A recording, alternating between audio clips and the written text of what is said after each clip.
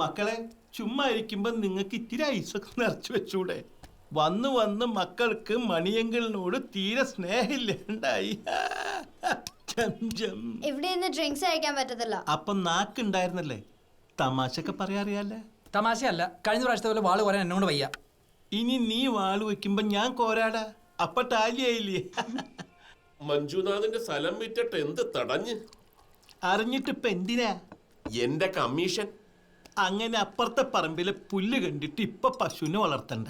അപ്പുറത്തെ പറമ്പിൽ പുല്ലുണ്ടെന്ന് പറഞ്ഞു തന്നത് ഞാനാടോ. ഉളുപ്പ്. എന്താ?